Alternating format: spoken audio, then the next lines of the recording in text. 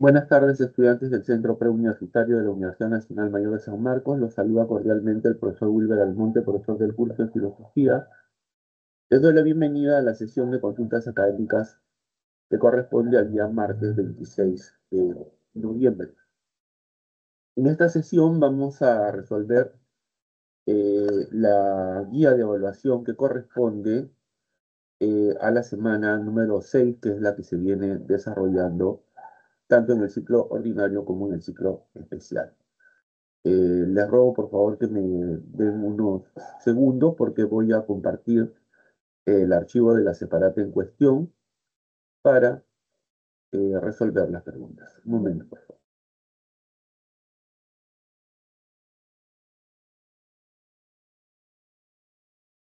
Muy bien, entonces, tal como anuncié, voy a compartir la separata de la semana 6 y vamos a desarrollar la parte de la evaluación de dicha separata, ¿correcto? Buenas tardes, profesor. ¿Qué tal, amigo? Buenas tardes. Estoy resolviendo la guía de evaluación. Sí, se le escucho, profesor. Ok, gracias.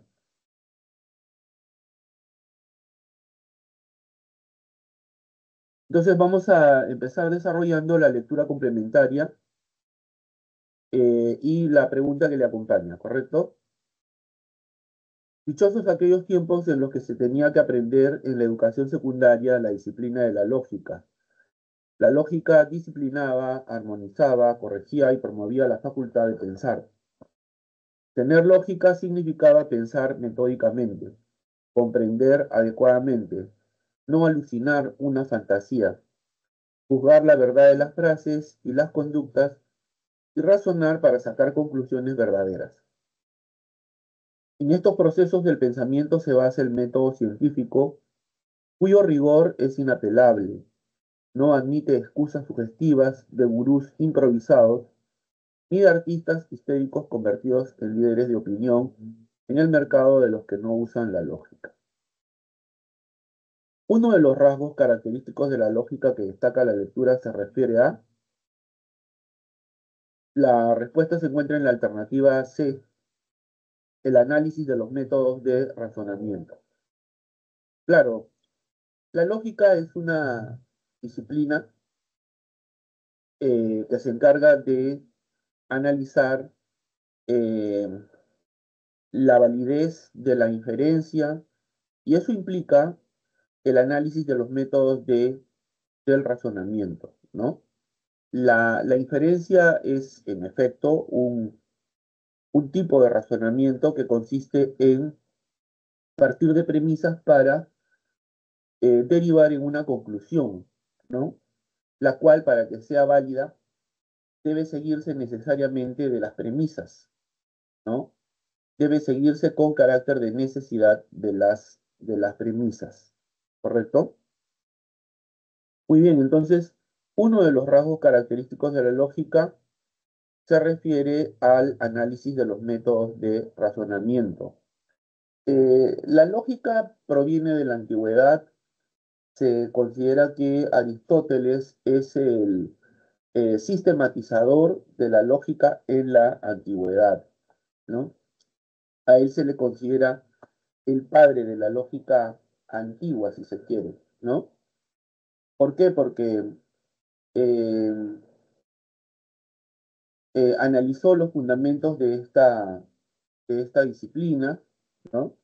A la cual él llamó organon, eh, palabra griega que significa instrumento, en el sentido de instrumento para pensar correctamente, o también en el sentido de instrumento para pensar con corrección, ¿no? Entonces, la idea de Aristóteles era que la lógica debía servir para, o sea, como instrumento para pensar correctamente, ¿no? Él estaba convencido de que era posible crear un instrumento para que cumpliera tal finalidad, ¿no? Y en este sentido, desde la antigüedad, la lógica es una ciencia formal. ¿En qué sentido? En el sentido de que hace abstracción de los contenidos para ocuparse únicamente de la estructura o de la forma de nuestros razonamientos, ¿no? Entonces, la validez de un razonamiento está determinado por su estructura, ¿no? De acuerdo con esta definición, la validez de un razonamiento está determinado por su estructura, ¿no? Por su carácter formal, ¿correcto? Muy bien, ahora vamos a pasar a los ejercicios de clase. La lógica se dedica a investigar las diversas formas de los juicios humanos, de los argumentos. Se interesa solo por si están o no construidos en consonancia con reglas predeterminadas.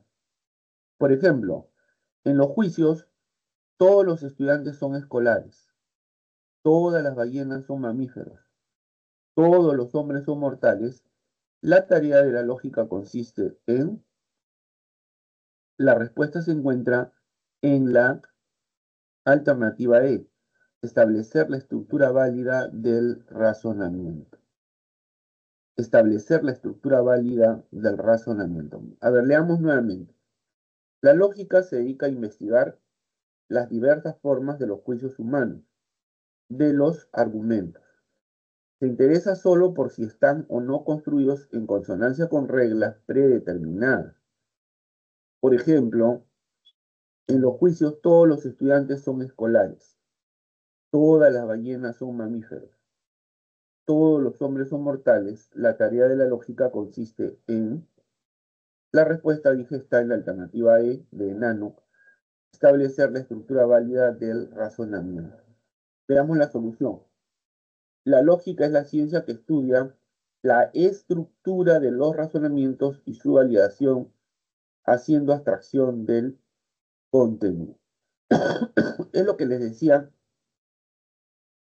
hace unos instantes, ¿no? Les decía que desde la antigüedad la lógica ha tenido un carácter formal en el sentido de que hace abstracción de los contenidos para ocuparse únicamente de la estructura o forma de los razonamientos, porque así se determina la validez de los mismos, ¿no? Un ejemplo interesante es el que se refiere, por ejemplo, al modus ponens o al modus tollens, ¿no? Que son estructuras de razonamiento siempre válidas, ¿no? Siempre válidas. Entonces, lo que quiero decir es que cualquier razonamiento, independientemente de su contenido, eh, si tiene la forma, si tiene la estructura de un modus ponens, entonces es válido, ¿correcto? Entonces es válido, ¿no? A ver, no sé si... Voy a ver si puedo utilizar aquí alguna herramienta que me permita escribir un ratito.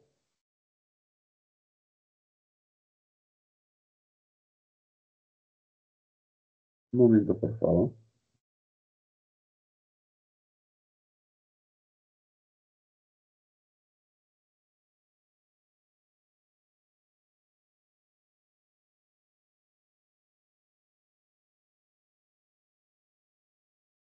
Por ejemplo, ¿no? Si P, entonces Q, ¿no? Si P, entonces Q, y P, entonces Q. Esta es la estructura del modus ponens, ¿correcto? Esta, repito, es la estructura del modus ponens, ¿no? Que como les decía, es un tipo de razonamiento siempre válido, ¿no? ¿Correcto? El modus ponens consiste en partir de una premisa condicional. Si P, entonces Q, luego afirmamos el antecedente, ¿no? Y P, y concluimos en la afirmación del consecuente, y Q, ¿no? Si P, entonces Q, y P, entonces Q, ¿correcto? Entonces, cualquier razonamiento que tenga la forma del modus ponens va a ser válido, ¿no? Por ejemplo, eh, para mí P es si viajo al extranjero, y eh, Q es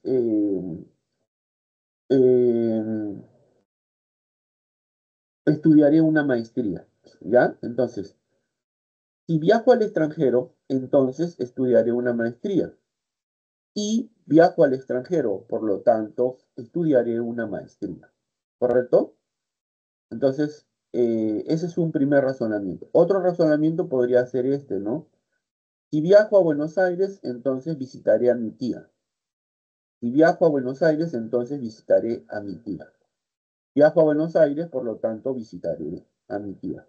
Y así, ¿no? O sea, podemos cambiar el contenido del razonamiento las veces que querramos, pero siempre que éste conserve la estructura del modus ponens, siempre va a ser válido, ¿no?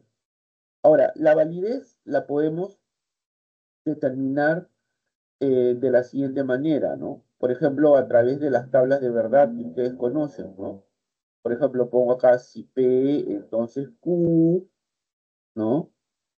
Lo encierro entre paréntesis, y P, ¿no? Todo esto lo puedo encerrar entre corchetes, entonces Q, ¿no? Acá está la conclusión. Entonces, aquí lo que hacemos es las tablas de verdad que ustedes conocen, ¿no? Ya saben que cada variable, me refiero a P y Q, debe tener un número de valores veritativos que se obtiene aplicando la fórmula 2 a la n, donde n significa el número de variables. Como hay dos variables, entonces sería 2 al cuadrado. Entonces, tanto P como Q deben tener 4 valores, ¿no?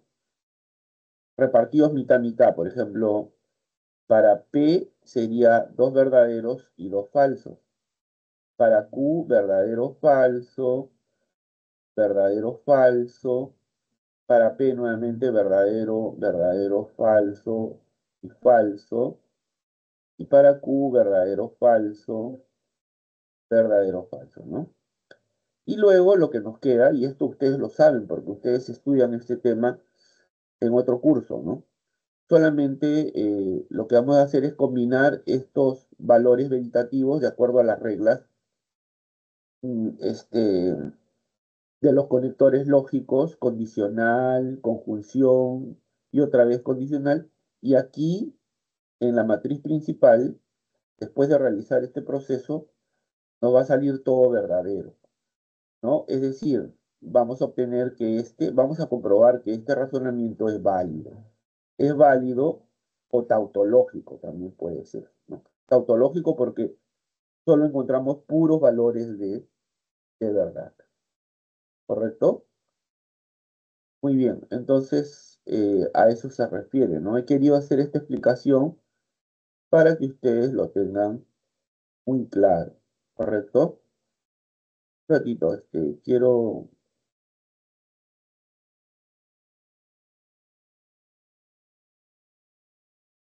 ya, ahora sí, nuevamente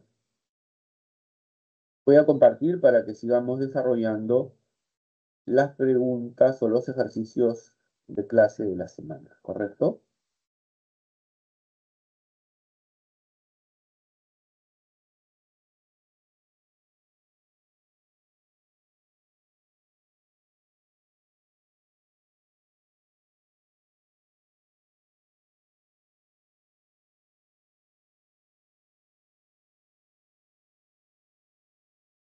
Le doy la bienvenida a la alumna Angie. ¿Qué tal, Angie? Buenas tardes. Mi nombre es Wilber Almonte, soy profesor de filosofía.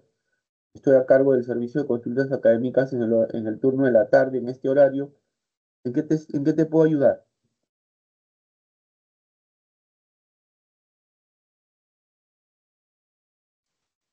Hola, profesor, ¿me escucha? Sí, claro.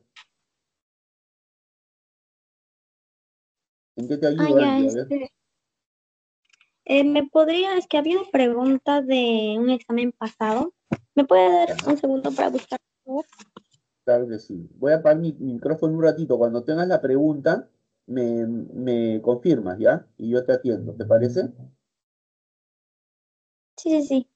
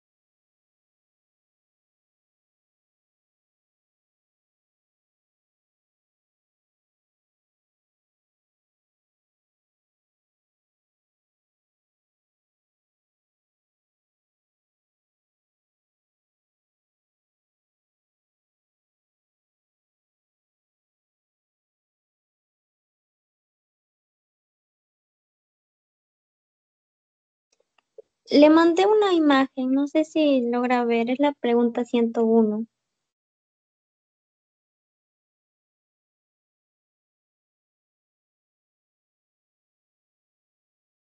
A ver, ya. Pregunta 101, ¿no es cierto? Sí, sí, sí, no entendí muy bien eso del planteamiento espiritualista. Ya, a ver, dice, Luis sostiene lo siguiente. Nuestro país no saldrá de la crisis si es que no logra la transformación de la educación. Es necesario que una élite intelectual dirija el destino del Perú y que los maestros promuevan en sus alumnos la moralidad y el civismo para acabar con la corrupción, el mayor problema que nos aqueja. En líneas generales, la opinión anterior coincide con, y la respuesta es el planteamiento espiritualista de Alejandro de Ustua. Claro, o sea, mira, tal como dice en el solucionario, el espiritualismo eh, de Alejandro de Ustua enfatiza la necesidad de formar una clase dirigente, o sea, una élite intelectual que dirija los destinos del país, ¿no? Y que, y que promueva una educación que nos renueve en el aspecto cívico y moral, ¿no? Solo así es como nosotros podemos superar el problema de la corrupción y en general la crisis que agobia a nuestro país, ¿no? Mira, el espiritualismo es una corriente filosófica eh, que llegó a nuestro país en los últimos años del siglo pasado, ¿no? O probablemente los primeros años del siglo XX, ¿no? Eh, la filosofía que del espiritualismo es la filosofía de Henri Bergson, un filósofo francés que tuvo relativa influencia en Europa y en otros continentes, ¿no? Su filosofía es una filosofía que caracterizada, digamos, porque pone de relieve lo espiritual, el elan vital, o sea, el impulso vital, ¿no? Entre otros conceptos, ¿no? Que revalora la libertad, la conciencia, que son aspectos ligados a lo espiritual, ¿no? Quien trajo la filosofía de Bergson al Perú y la introdujo en las aulas samatinas fue el filósofo nacional Alejandro Deusto. Alejandro Deusto fue, si se quiere, el iniciador del espiritualismo en el Perú. Ahora bien, el espiritualismo en el Perú surgió como un rechazo contra el positivismo, que es una filosofía que estaba imperante en el Perú y en Latinoamérica desde aproximadamente 1880, o sea, desde la época de la guerra con Chile, si se quiere, ¿no? El espiritualismo, te decía, surgió como un rechazo, reaccionando contra el reduccionismo científico del positivismo. El positivismo todo lo reducía al ámbito científico, ¿no? Solo son conocimientos los que provienen del método científico, ¿no? Solo puede ser tomado en cuenta seriamente lo que proviene de la ciencia. Solo la ciencia traerá el progreso.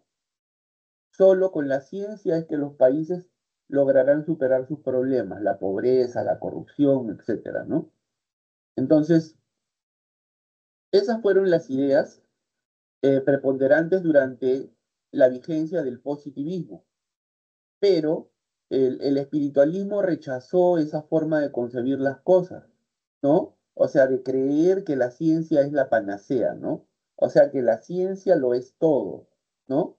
El espiritualismo rechazó el positivismo por deificar, o sea, por convertir a la ciencia en un dios, ¿no? Por deificar la ciencia, por por colocar en un segundo plano lo espiritual, que es lo auténticamente importante, y todo lo que está ligado a lo espiritual, o sea, la conciencia, la libertad y por supuesto la moral, ¿no? La moral. Los espiritualistas pensaban, por ejemplo, que las crisis de los países latinoamericanos tienen fundamentalmente un trasfondo moral, o sea, espiritual, ¿no? Proviene del espíritu, ¿no? De un espíritu que sea, digamos, degenerado, que sea corrompido, ¿no? Pero en todo caso, para ellos la crisis era de carácter moral. Ahora, los espiritualistas, a diferencia, por ejemplo, del marxismo, pensaban que la historia no la hacen las masas, la muchedumbre, ¿no? El proletariado, sino para ellos, este, la historia la escriben los hombres superiores, o sea, una élite, un grupo selecto de hombres superiores, superiores por su capacidad intelectual, porque son hombres destacados en las carreras que han estudiado, en los negocios que han emprendido, en las labores que han asumido, en las labores políticas, por ejemplo, ¿no? Son hombres destacados. Entonces, los espiritualistas, a diferencia de los marxistas, que creían que la historia la escriben las masas, la muchedumbre, el pueblo, el proletariado, los espiritualistas pensaban que la historia la escriben los hombres electos, o sea, tenían una concepción aristocratizante de la historia. Aristocratizante en el sentido de que aristocracia proviene del griego aristos, que quiere decir el mejor. O sea, la historia la hacen los mejores, los hombres más preparados, los más inteligentes, los que, los que han tenido éxito en los negocios, ¿no? Los grandes empresarios, ¿no es cierto? Esa era la concepción que tenían los espiritualistas. Por eso es que ellos pensaban que eh, había que impulsar desde el gobierno una reforma educativa. De hecho, Alejandro Deusto, que fue quien trajo, repito, la filosofía de Bergson al Perú, llegó a ser ministro de Educación y desde su cartera, desde su ministerio, impulsó una reforma orientada a mejorar la educación, corrigiendo todo lo que había hecho mal, desde su perspectiva, obviamente, el positivismo. Porque el positivismo, por ejemplo, había privilegiado la ciencia, y en este sentido las ciencias básicas, ¿no? La matemática, la física, las ramas técnicas, ¿no? Las ingenierías, ¿no? Por eso es que durante la etapa del positivismo se pusieron en práctica muchos proyectos orientados a modernizar materialmente al país, ¿no? Se construyeron facultades de ingeniería, se inauguraron centros de enseñanza tecnológica orientada a formar técnicos, se construyeron los ferrocarriles para unir el país, eh, se construyeron escuelas, bueno, etcétera, ¿no? Pero se descuidaron las humanidades, ¿no? Las humanidades. Y por eso es que desde su cartera, Alejandro Deustua promovió una reforma educativa desde la perspectiva espiritualista, ¿no? Orientada, por ejemplo, a revalorar las humanidades, ¿no? El arte, la música, la pintura, la escultura, ¿no? Eh, y también orientada a formar una clase dirigente que dirigiera los destinos del Perú. Porque vuelvo a repetir, para los espiritualistas la historia la escriben solo los hombres superiores. Tienen una concepción aristocrática o aristocratizante de la política y en general de la historia, ¿no? Bueno, eso es lo que te puedo decir, Angie, sobre tu interesante pregunta. No sé si está clara, está clara mi, si está claro mi comentario. Sí, sería como el espiritualismo surgió en rechazo al positivismo porque el positivismo era un poco más metódico, por así decirlo, ya que era la razón, y el La ciencia, espiritualismo es la más ciencia. liberal, algo así. Claro, o sea, el positivismo pensaba que la ciencia lo era todo, era la panacea para, para lograr el progreso del país, para lograr la transformación humana, para que el hombre alcance ese bienestar tan deseado, ¿no? Necesitamos usar la ciencia, ¿no? El progreso proviene de la ciencia, decían los positivistas, ¿no? Pero en ese afán por la ciencia, en esa deificación de la ciencia, o sea, en ese hecho de convertir a la ciencia en un dios o en una diosa, se olvidaron de otros aspectos, ¿no? Y es por eso que los espiritualistas trataron de corregir eh, los errores que cometieron los positivistas en su momento. ¿Ahora está más claro?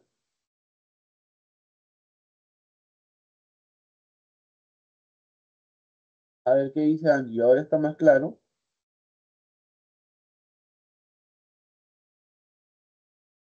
Profesor, ¿me escucha? Sí, sí, claro. ¿Tú me has escuchado a mí? Sí, se me fue mi internet por un momento. Sí entendí. Tenía otra pregunta, pero de la semana 6.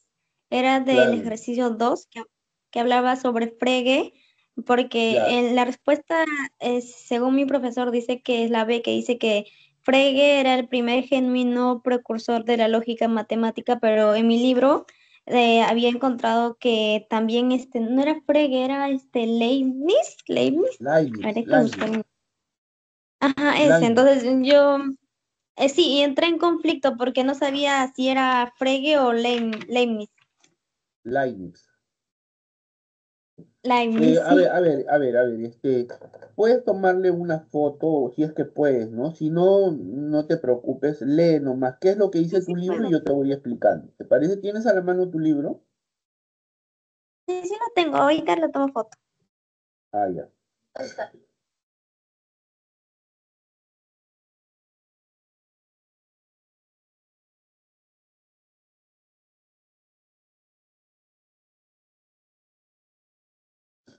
Ya, entonces yo voy a compartir mi pantalla para mostrar la pregunta número 2 de la semana 6. ¿Te parece, Angie? Sí, profesor, me parece bien. Ya, a ver, vamos hasta la pregunta número 2. Justo yo había empezado a resolver los ejercicios de clase semanal y justo me quedé en la pregunta uno. Entonces ahora toca la pregunta número 2. Voy a leer ya. Hoy en día Frege ha llegado a ocupar un lugar importante y se ha hecho acreedor al reconocimiento que en vida se le negó. Se considera que su más grande contribución fue en el campo de la lógica y la filosofía de la lógica. Su introducción de los cuantificadores como notación para expresar generalidad provocó una decisiva ruptura entre la lógica moderna y la antigua tradición lógica a la cual George Boole y sus seguidores todavía pertenecían. Incluso se considera a Frege como el primero de los modernos filósofos de las matemáticas y del lenguaje, ¿no? Repito, hoy en día Frege ha llegado a ocupar un lugar importante y se ha hecho acreedor al reconocimiento que en vida se le negó. Se considera que su más grande contribución fue en el campo de la lógica y la filosofía de la lógica. Su introducción de los cuantificadores como notación para expresar generalidad provocó una decisiva ruptura entre la lógica moderna y la antigua tradición lógica a la cual George Boole y sus seguidores todavía pertenecían. Incluso se considera a Frege como el primero de los modernos filósofos de las matemáticas y del lenguaje. En concordancia con el texto, podemos considerar a Frege como él. La respuesta está en la alternativa B, el primer genuino precursor de la lógica matemática. El primer genuino precursor de la lógica matemática. Sí, ¿qué es Ujú. lo que Claro. qué es lo que no está claro? Porque a mí me parece súper claro.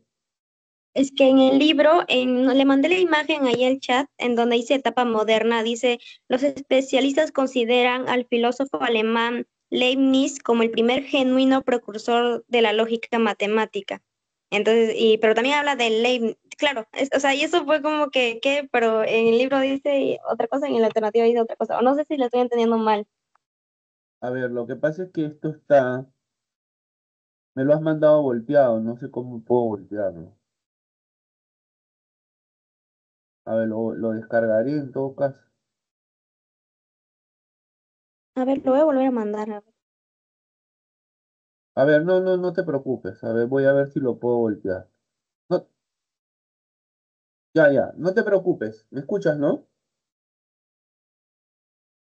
Sí, sí, Hola, profesor. ya no te preocupes, ya lo volteé ya. Mira, dice, los especialistas consideran al filósofo alemán Leibniz como el primer genuino precursor de la lógica matemática. Leibniz fue el primero en sostener que el método para convertir la teoría de la deducción lógica en una ciencia estricta e infalible era convertirla en un cálculo mediante el empleo de procedimientos matemáticos. El proyecto de Leibniz era demasiado ambicioso y por ello fracasó. Aunque su intuición fue grande, estuvo lejos de materializarse, pues requería de la construcción de un lenguaje simbólico que superase significativamente la vieja lógica aristotélica. Ya vamos a obviar la parte de Bull y vamos a entrar a Frege, ¿ya? Dice, por otro lado, Oslo Frege, en su trabajo titulado Begriffsskrift, conceptografía, propuso un método de cálculo de matrices para la lógica proposicional muy semejante al que se usa actualmente. Asimismo, no sé si puedes enviarme la parte que corresponde a Frege. ¿Podrías? Sí, sí, ahorita le mando.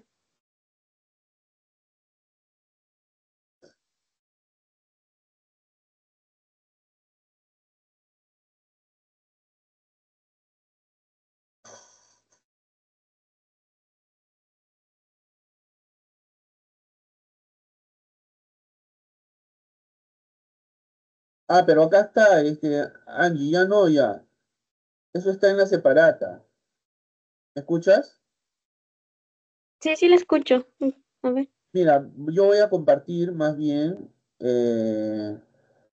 nuevamente la separata, ¿ya? ¿Te parece? Ahí lo puedes Sí, ver. sí, sí lo puedo ver. Mira, dice, por otra parte, Gottlob Frege, en su trabajo titulado Begriffsskrift, Conceptografía, propuso un método de cálculo de matrices para la lógica proposicional muy semejante al que se usa actualmente. Asimismo, Frege desarrolló de manera importante la lógica predicativa, razón por la cual algunos consideran a Frege como el padre de la lógica moderna. Claro, es el padre de la lógica moderna, ¿no? Mira, lo que ocurre es lo siguiente. Lo que ocurre es que este, en estas cosas, em, digamos, los estudiosos del pensamiento de un determinado autor se toman la libertad de brindar sus opiniones respecto de ciertos autores, ¿no? Y claro, para algunos, ¿no? El primer genuino precursor de la lógica matemática fue Leibniz, pero para otros, ¿no? Fue Frege. Y en este sentido, bueno, este, hay que tener cuidado, ¿no? Claro que, a ver, vamos a ver aquí. Dice Frege, primer genuino precursor de la lógica matemática, fue el primero en introducir el simbolismo matemático, la idea de proposición, en formular con precisión la diferencia entre variable y constante, lo mismo que el concepto de función lógica, la idea de una función y el concepto de cuantificador, al igual que hizo una clara distinción entre lenguaje y metalenguaje. Mira, yo creo que no debes hacerte problema, Angie, porque claro, en el libro dice eso, pero cuando a ti te evalúen, este, te van a evaluar en función, digamos, de lo que dice la separata, ¿no? ¿Entiendes? Ujú, sí entiendo. O sea, si es que en la pregunta me hablan sobre Frege, pues marco que el primer genuino precursor de la lógica matemática. Pero si me hablan de Leibniz, también marco como el precursor, porque son como que para algunos es Frege y para otros es Leibniz, ¿no? Entonces no hay como que una opinión establecida fija. Exacto, son opiniones, ¿no? Claro, pero aquí sí me parece que quien ha hecho esta pregunta tendría que haber tenido un poquito más de cuidado considerando que acá mismo en la separata, mira, acá mismo en la separata, dice que el alemán Leibniz fue el primer genuino precursor de la lógica matemática, o sea, de manera literal, ¿no? Pero luego, más adelante, cuando habla de Frege, da a entender pues que Frege es un pionero de la lógica matemática. ¿Por qué? Porque distinguió el concepto de variable y de, como dice aquí, ¿no? A ver, el concepto de función lógica, ¿no? Variable, la diferencia entre variable y constante, la idea de una función, el concepto de cuantificador, esos son aportes de Frege, esos no son, ¿cómo se dice? No son aportes de Leibniz, pero igual, ¿no? Yo creo que podemos pasar por alto eso. Ah, ya, sí, entiendo. Le doy la bienvenida a Jorge Miranda. ¿Qué tal? Buenas tardes, mi nombre es Wilber Almonte, soy profesor de filosofía. Estoy a cargo del servicio de consultas académicas. ¿En qué te ayudo, Jorge? No sé si puedes prender tu micrófono.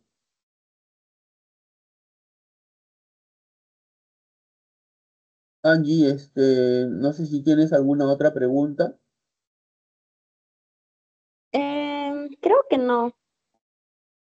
Con toda confianza, porque mira, mientras vas pensando sobre la posibilidad de que te ayude, te digo lo siguiente. Yo tengo a mi cargo el servicio de consultas académicas en el turno de la tarde. Mi horario es los días martes de 3 a 5, como hoy, y los días jueves de 5 de la tarde a 7 de la noche. Así que ya sabes que durante ese horario puedes hacer preguntas siempre y cuando otros estudiantes no las hagan también, ¿no? O sea, porque tengo que atender a todos, ¿no? O tratar de atender a todos, a la mayoría por lo menos. Pero, repito, si gustas, te puedo ayudar si es que tuvieras más preguntas. Sí, justo estaba revisando mi separata y había marcado una pregunta, no tenía duda. Es la pregunta 5 de ejercicios de clase. Eso De es la sobre semana que habla 6 también. de...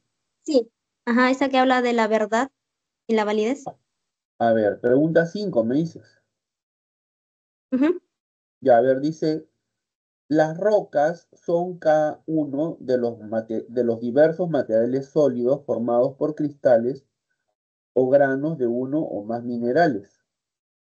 A ver, repito, las rocas son cada uno de los diversos materiales sólidos formados por cristales o granos de uno o más minerales. Si relacionamos esta expresión con la diferencia entre verdad y validez, podemos decir que B corresponde a una verdad porque es real. ¿Ya? Sí, exacto, pero había entrado en duda con la D, porque, o sea, la D dice no hay necesidad de pensar para validarla, porque es una verdad, se supone que es universal, entonces no sabía No, cuál era. no, pero esa no es la respuesta. Mira, mira, vamos a ir a esta parte. Mira, la diferencia entre verdad y validez. ¿Ya? Acá, mira, acá dice, diferencia entre verdad y validez. ¿Ya? Mira, dice, estás viendo, ¿no es cierto? Sí, El concepto de verdad es una noción semántica, ya que requiere del significado de las proposiciones involucradas. En cambio, el concepto de validez es una noción sintáctica, pues no hace falta conocer el significado de las proposiciones involucradas para determinar la validez del razonamiento argumento. Es decir, la validez puede establecerse por la estructura del razonamiento sin necesidad de conocer el valor de verdad de las proposiciones que lo conforman. Ya, pero, a ver, la verdad dice, la verdad es una proposición que tienen las proposiciones cuando se corresponden con el mundo de los hechos, ¿no? A ver, un ejemplo de verdad sería la siguiente, mira. A ver, a ver, Lima es la capital del Perú. ¿Esa es una proposición verdadera o falsa, Angie? Esa es verdadera, por tanto sería una verdad. Claro, es una verdad, ¿no es cierto? Claro, porque se corresponde con los hechos. A ver, si yo digo, Huaral se ubica al norte de Lima, ¿es una proposición verdadera o falsa? También es verdadera. Claro. A ver, y si yo digo, el Sol es un satélite de la Tierra, ¿es una proposición verdadera o falsa? Mm, podría ser verdadero. Es que creo que eso es validez, porque, o sea, No, no, se no, no, sabe, no, espérate, ¿no? espérate, espérate. El Sol es un satélite de la Tierra, ¿es una proposición verdadera o falsa? Verdadera. Falso, porque el Sol no es un satélite, el Sol es una estrella. Ay, ay, sí. Perdón, me equivoqué. A ver, una más fácil. Si yo digo, los leones son carnívoros, ¿es una proposición verdadera o falsa? Eso es verdadera. Ya, porque se corresponde con los hechos, ¿cierto? Ajá. ¿Estamos de acuerdo? Entonces, la Ah, verdad, sí. mira, la verdad es una noción semántica. Es una noción semántica, ¿no? Es una cualidad que tienen las proposiciones, ¿no? Las proposiciones pueden ser verdaderas o falsas, dependiendo de si este, eh, lo que manifiestan se corresponde con los hechos sobre los que dicen algo. Me dejo entender, por ejemplo, si yo digo, los perros son mamíferos, esa proposición será verdadera en la medida en que en la realidad los perros sean mamíferos, ¿cierto? Ujú. Ya, pues, esa es la verdad, ¿no? Pero la validez solo se predica de los razonamientos. O sea, si la verdad se predica de las proposiciones, la validez solo se predica de los razonamientos. Por ejemplo, mira, a ver, vamos a, mira, por ejemplo, aquí tienes un razonamiento, mira, acá tienes un razonamiento, ¿no? Si P entonces Q y Q entonces R, entonces P entonces R. Es un razonamiento válido y tú lo puedes comprobar si haces tu tabla de verdad, ¿correcto? O por ejemplo, mira, antes de que tú ingresaras, yo estaba explicando lo siguiente, que la lógica es una ciencia formal porque hace abstracción de los contenidos y se ocupa únicamente de la estructura o forma de los razonamientos. Por ejemplo, mira, no sé si tú has escuchado qué cosa es un modus ponens. Un modus ponens es un razonamiento o un tipo de razonamiento que siempre va a ser válido, ¿no? El modus ponens.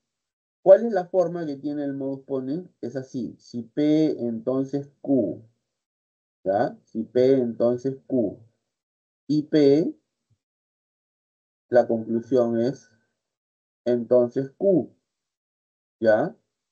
Entonces, este es un modus ponens. Cualquier razonamiento que tenga la forma de un modus ponens siempre va a ser válido, siempre. ¿Y cómo lo comprobamos? Con una tabla de verdad, ¿no? Acá ya sabes cómo se hace, ¿no? 2 a la n, donde n es el número de variables. Acá hay dos variables, p y q, entonces 2 al cuadrado, y esto me sale 4, ¿no? 4 valores para p, ¿no? 4 valores para Q, ¿no? Así repartidos mitad, mitad, ¿no? 4 valores para P, repartidos mitad, mitad, y 4 valores para Q, ¿no? Sí. Y luego combinamos los valores de P y Q de acuerdo con las reglas de los conectores condicional, conjuntivo, condicional. Y aquí me va a salir siempre verdadero, verdadero, verdadero. O sea, me va a salir válido. ¿Correcto? Cualquier razonamiento que tenga la forma del modus ponens siempre va a ser válido. Por ejemplo, mira, para mí P es igual a si viajo a Europa. Y Q va a ser estudiaré en una universidad, eh, estudiaré una maestría. A ver, mira, si viajo a Europa, entonces estudiaré una maestría. Y viajo a Europa, entonces estudiaré una maestría. ¿Ya? Entonces, ahora yo puedo cambiar ese razonamiento por este otro. Si viajo a Argentina, entonces visitaré a mi tía. Y viajo a Argentina, por lo tanto visitaré a mi tía. Y así lo puedo cambiar las veces que yo quiera, pero como este razonamiento mantiene o conserva la forma del modus ponens, entonces siempre va a ser válido, siempre va a ser tautológico. Tautológico porque dice lo mismo, ¿verdad? ¿Verdad? ¿Verdad? ¿Verdad? ¿Se entendió? ¿Se entendió o no, Sí, sí, Ana? profesor, ya entendí.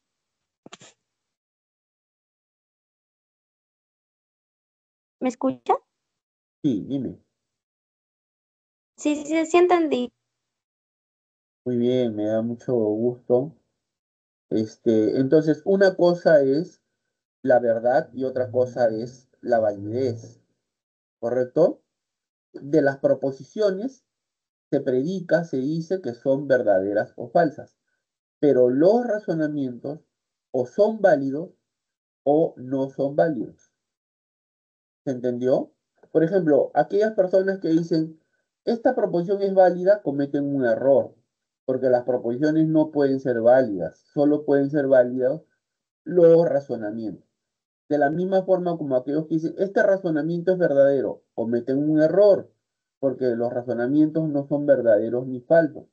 Los razonamientos o son válidos o no son válidos. ¿Se entendió, Angie? Sí, profesor, sí entendí cuál era la diferencia. Muy bien. Bueno, le doy la bienvenida a Gracie Tribeños. No sé si tiene alguna pregunta. Jorge Antonio, no te escucho. No sé si tienes alguna pregunta. Sí, profesor. ¿Podría resolver la pregunta 4 de la semana 4, por favor? La pregunta 4 de la semana 4. Pero tienes que darme unos segundos para buscar el archivo correspondiente. ¿Me esperas un Sí, ratito? sí. Ya, un ratito, ¿eh?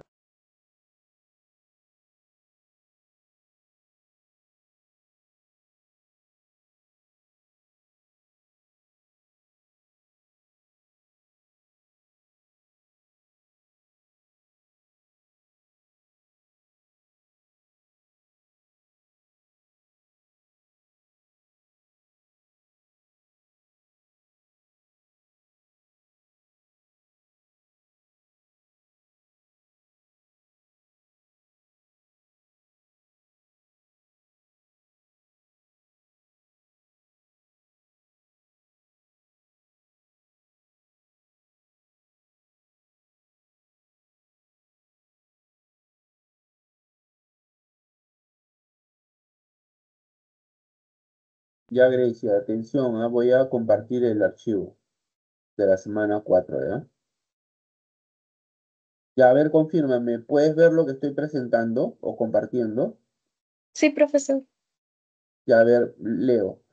En un tratado de filosofía se lee, antes que nada, hay que señalar que el mundo es un conjunto activo de fenómenos o sucesos en movimiento. No hay nada inmóvil ni elementos totalmente desligados entre sí. Todo lo que existe se encuentra en movimiento. Vemos movimiento en las partículas elementales y en los átomos, en las moléculas, en los seres vivos, en las galaxias. Existen leyes generales y leyes particulares que se refieren a este tipo de movimiento. Por ejemplo, el movimiento de los seres vivos que estudia la biología o el movimiento de la sociedad que estudia la sociología, según la cual la historia de la humanidad está en constante progreso. Repito, en un tratado de filosofía se lee: antes que nada hay que señalar que el mundo es un conjunto activo de fenómenos o sucesos en movimiento. No hay nada inmóvil, ni elementos totalmente desligados entre sí. Todo lo que existe se encuentra en movimiento. Vemos movimiento en las partículas elementales y en los átomos, en las moléculas, en los seres vivos, en las galaxias.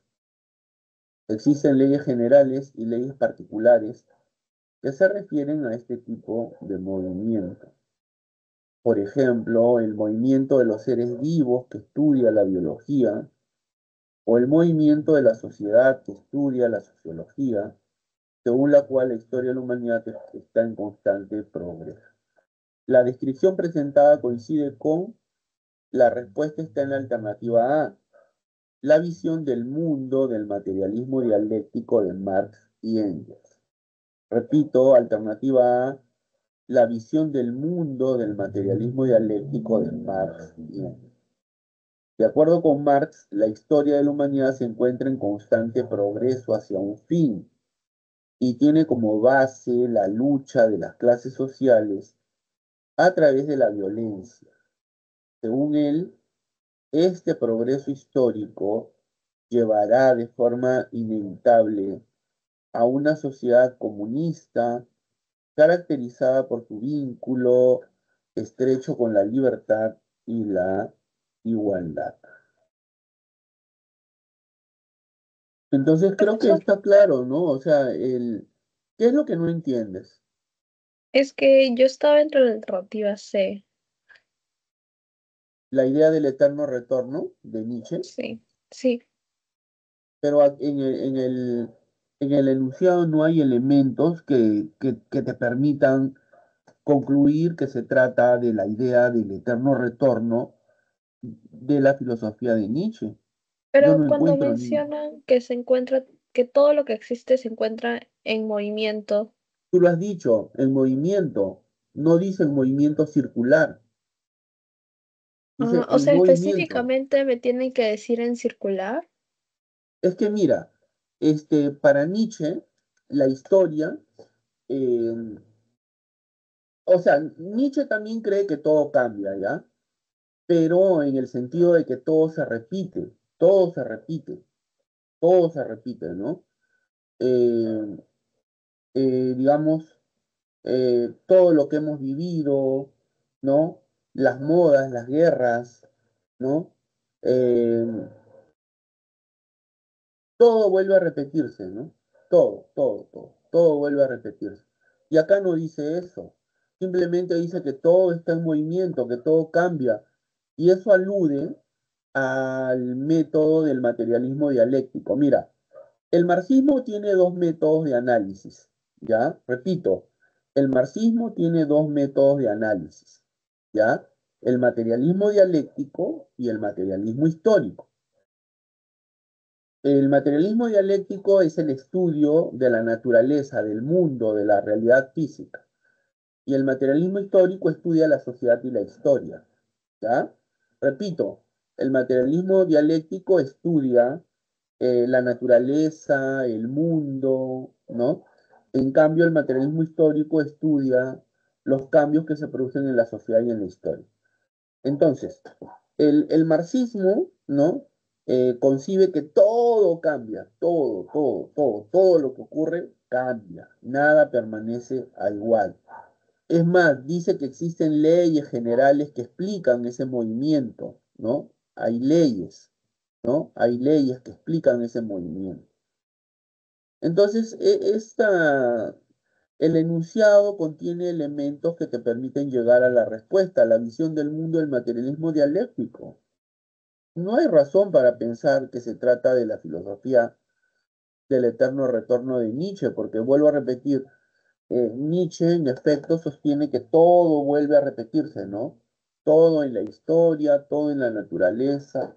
Es una teoría un tanto desconcertante, un tanto enigmática, ha sido objeto de un sinnúmero de interpretaciones.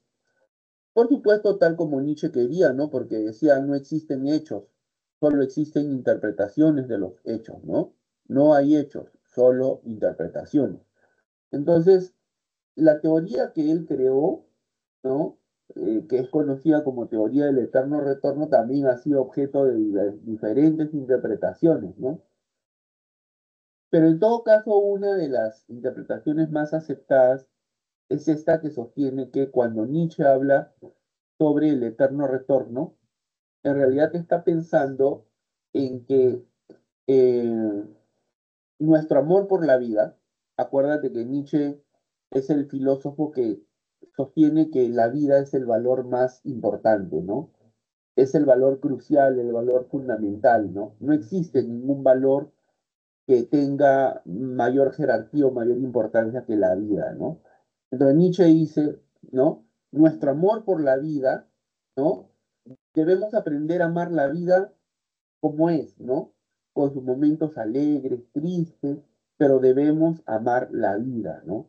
Amar la vida, aceptarla como es, no huir de la vida, ¿no? Sino aceptarla. Entonces, nuestro amor por la vida debe hacernos querer que cada segundo, cada instante de nuestra vida vuelva a repetirse infinitamente, ¿no? Siempre, ¿no? Eh, o sea, a eso se refiere la ley del eterno retorno, ¿no? De que el amor por la vida nos lleva a desear que cada cosa que nos ha ocurrido, sea buena o mala, ocurra siempre, ¿no? ¿Es cierto? ¿Está claro, Sí, Gracie? profesor. Gracias. Gracias a ti. Bueno, no sé si tienen otras preguntas.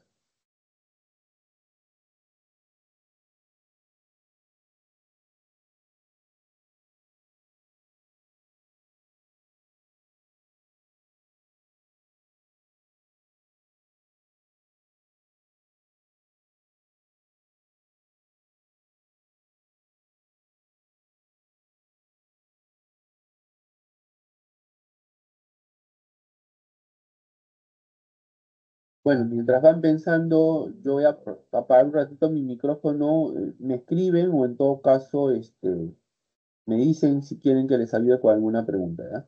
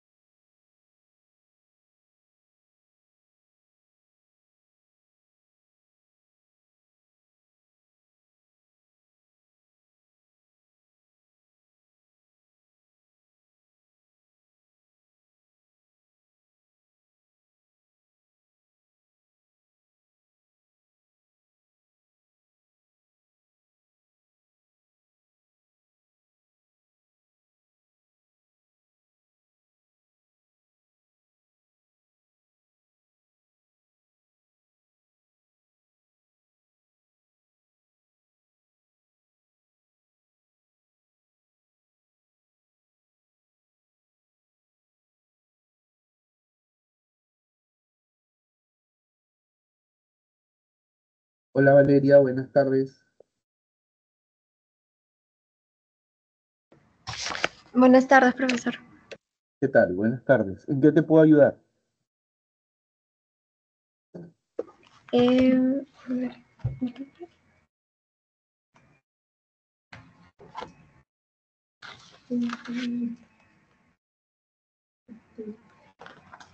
Sí, profesor.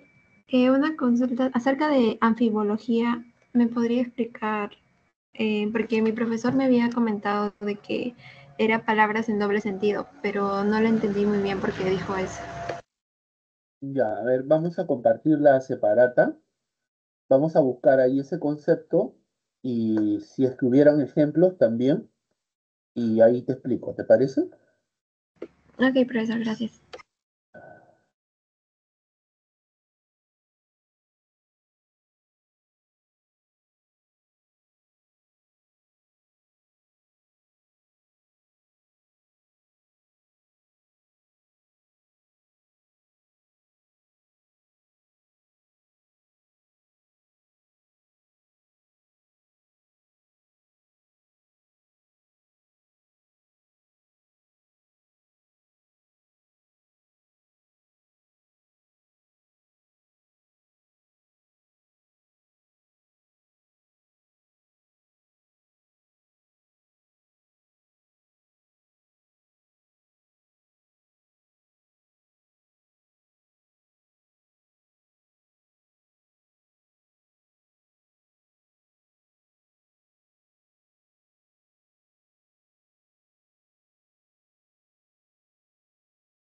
Ya, no sé si puedes ver mi pantalla.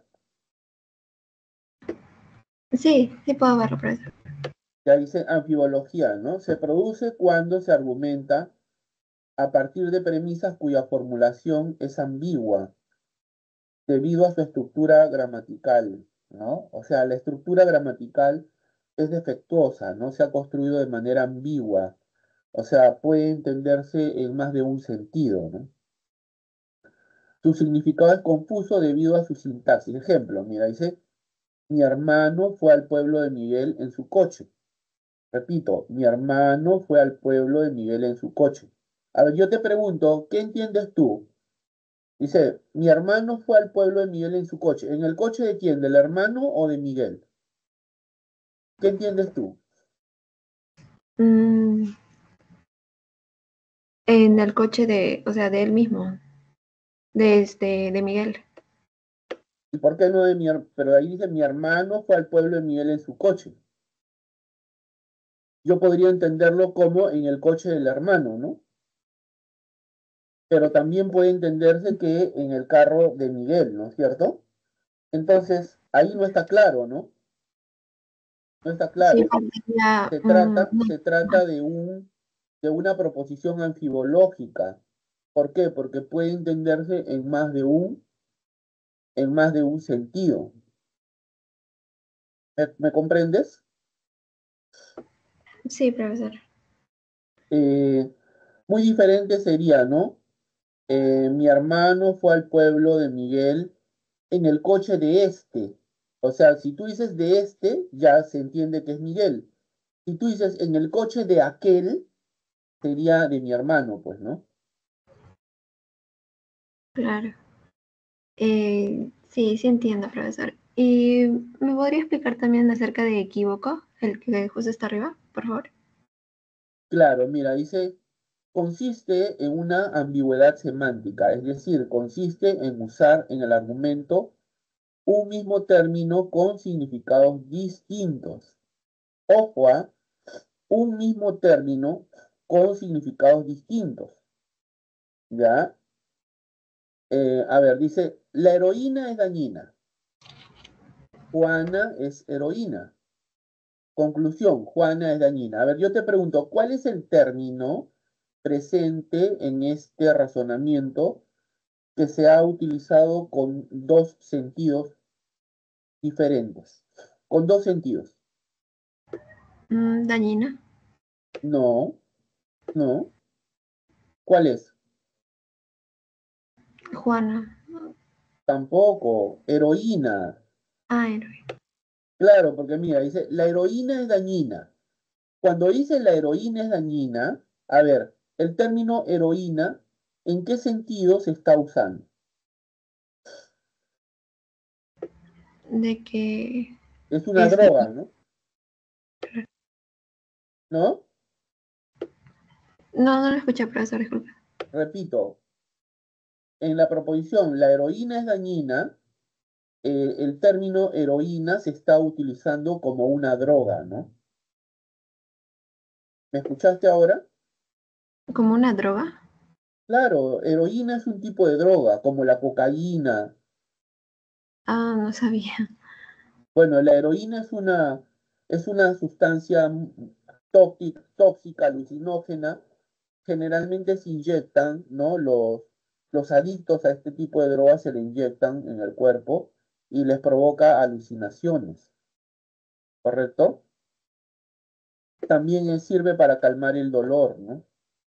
Bueno, y luego dice, Juana es heroína. Aquí, heroína se está utilizando en otro sentido, en el sentido de ser de ser una mujer valerosa, valiente. ¿Me entiendes o no? Sí, sí, ya lo entiendo, profe. Entonces, la falacia de equívoco consiste en usar dentro de un mismo razonamiento una palabra con más de un sentido. ¿Se entendió?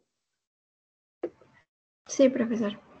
Mira, por ejemplo, es como si yo dijera, ¿ya? Todos los zorros son apestosos, ¿ya? Todos los zorros son apestosos. Antonio Banderas es el zorro. Luego, Antonio Banderas es apestoso.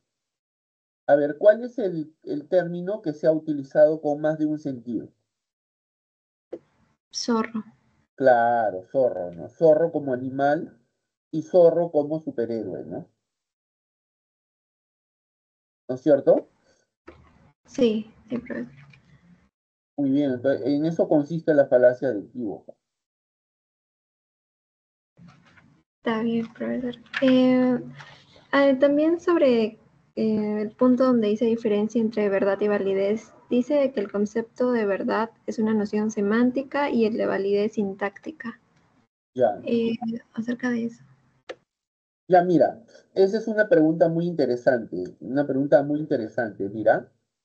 Eh, a ver, te lo voy a explicar así nomás, ¿ya? Mira, este, o no sé si podremos compartir una pizarrita. A ver, déjame un ratito, por favor. No, creo que, no sé si podré compartir una pizarra.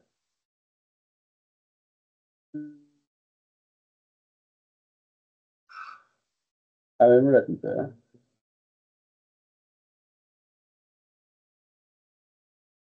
¿Dónde está? Ya, ya lo...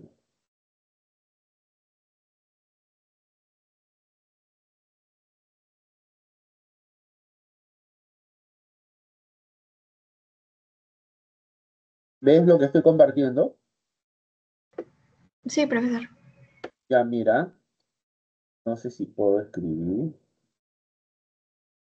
Mira, la verdad, ¿puedes verlo, lo que estoy escribiendo? Sí, sí, se logra ver. A ver, vamos a aumentarle. La verdad eh, se predica, o sea, se dice de las proposiciones. ¿Ya? Ejemplo, a ver, este, el sol es una estrella, ¿no? El sol es una estrella, es una proposición verdadera, ¿cierto? Sí, ¿No? siempre. O si yo digo, por ejemplo, los leones son carnívoros, ¿no? ¿No es cierto? También es una proposición verdadera, ¿no? Sí. Los leones son carnívoros. O por ejemplo, si yo digo, a ver, eh, la luna es un satélite de la Tierra, ¿no? ¿No? La Luna es un satélite de la Tierra. También es una proposición verdadera, ¿no? ¿Cierto? Sí, Pero si yo profesor. digo, por ejemplo, a ver, Santiago es la capital de Argentina, es una proposición falsa, ¿no es cierto?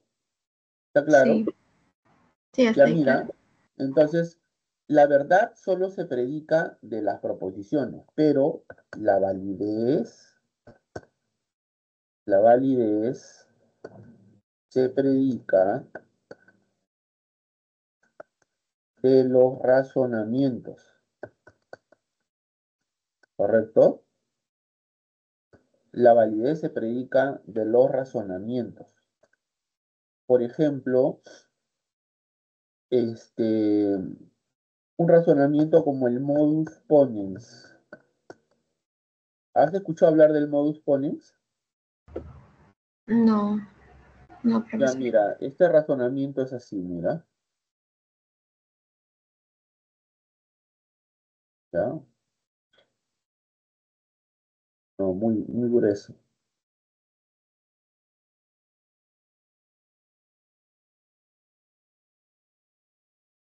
Si P, entonces Q,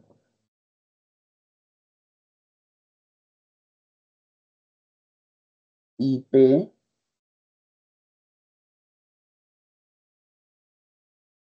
entonces Q, ¿ya? Este razonamiento es válido, siempre va a ser válido. Cualquier razonamiento que tenga esta forma, la forma del modus ponens, siempre va a ser válido, ¿ya? Por ejemplo, mira, para mí P es igual a ver, P es eh, viajo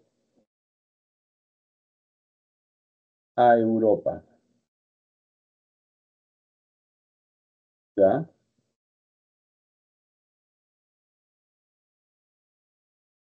Y Q para mí es igual a estudiaré,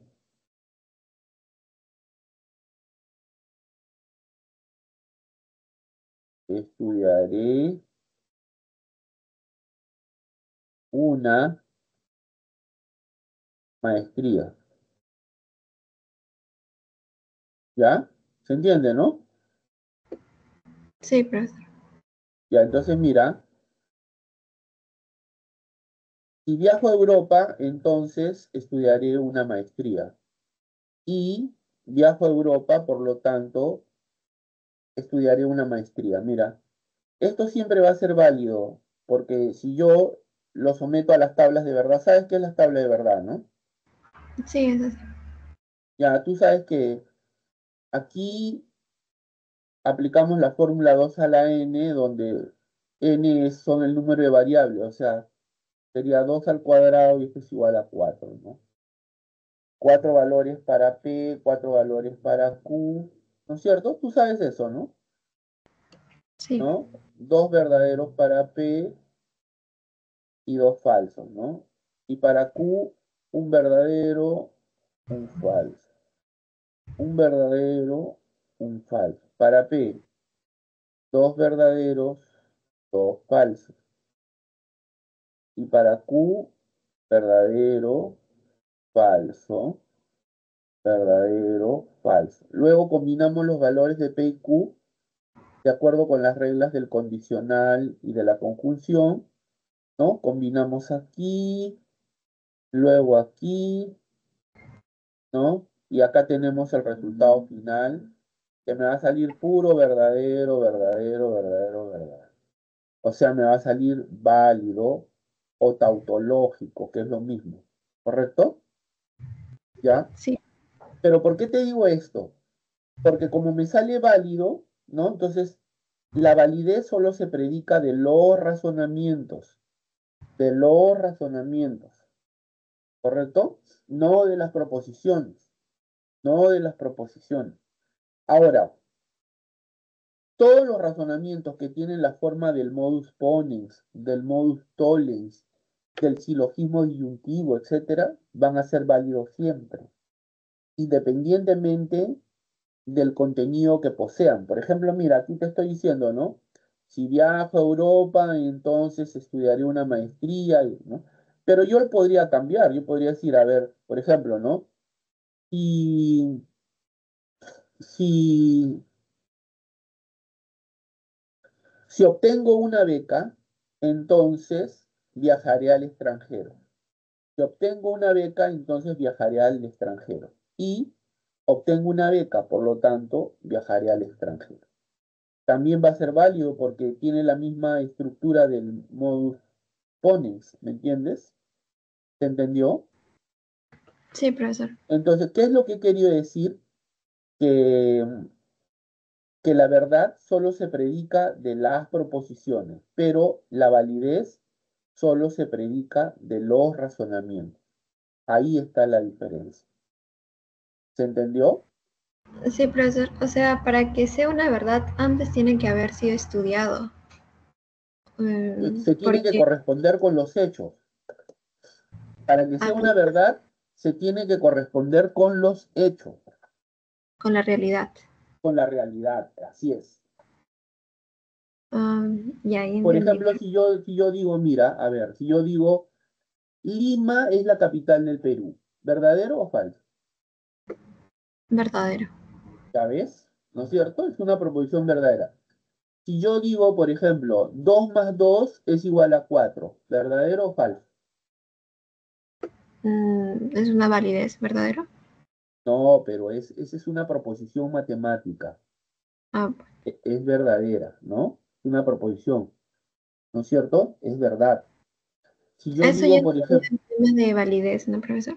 A, Ah, validez. O validez sea, es para razonamientos, no olvides, para razonamientos. ok. Lo que pasa es que en mi salón el profesor me puso igual el mismo ejemplo y me dijo que eso no se le puede atribuir como una verdad, sino como una validez, porque es No, un razonamiento. ¿cuál? ¿2 más 2 es igual a 4? Sí. No, eso no es, esa es una proposición. 2 más 2 es igual a 4 es una proposición matemática. Es una verdad, entonces, no es una validez. Claro, así Ah, es. Las proposiciones, es que tienes que meterte esto. Las proposiciones son verdaderas. Los razonamientos son válidos o inválidos, ¿correcto? está bien, profesor. Mira, por ejemplo, a ver, si yo digo, todos los hombres son mortales. Sócrates es hombre, por lo tanto, Sócrates es mortal. Ya, de ese razonamiento, ¿qué estaría bueno decir? ¿Que es verdadero o que es válido? Es verdadero, No, que es ¿no? válido, no es que es un razonamiento, Ah, claro, razonamiento. es un razonamiento. ¿Ves? De Bueno, dos preposiciones, entonces se saca una validez. que las proposiciones solo se dice que son verdaderas o falsas.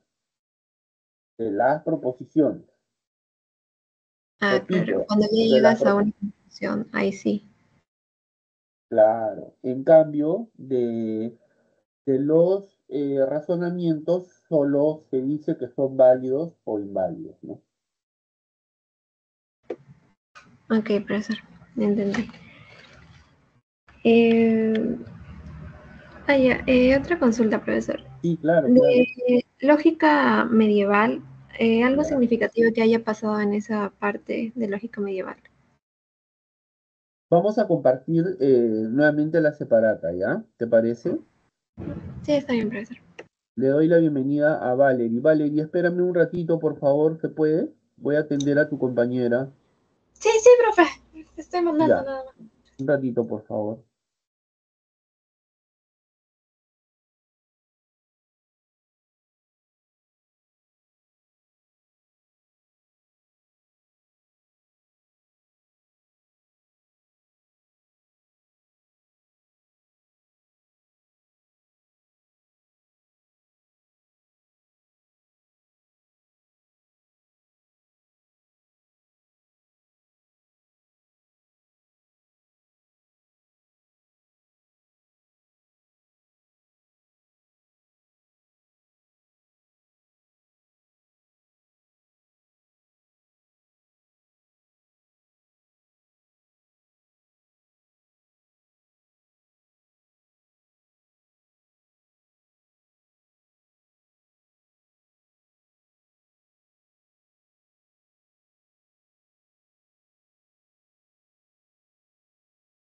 Ya, Valeria, mira, ¿me escuchas, no? Daniela, perdón, ¿me escuchas, no? Sí, profesor. Ya, mira, voy a leer lo que concierne a lógica medieval y ahí te explico, ¿ya? Dice, en la Edad Media las investigaciones lógicas se centraron en el silogismo y sus aplicaciones. Una observación, el silogismo es un tipo de razonamiento que fue estudiado en la antigüedad por Aristóteles, ¿no? En razón de ello es que se dice que Aristóteles es el padre del silogismo, es el padre del silogismo, ¿no? Pero ¿qué cosa es el silogismo? El silogismo es un razonamiento que tiene solamente dos premisas y una conclusión. Dos premisas y una conclusión. Dos premisas y una conclusión, como por ejemplo este, mira. ¿Ves? Aquí, mira. No sé si ves, todos los cariñosos son débiles, todos los gatos son cariñosos, ahí hay dos premisas y la conclusión. O sea, ¿cómo se llama este razonamiento? A ver, Daniela.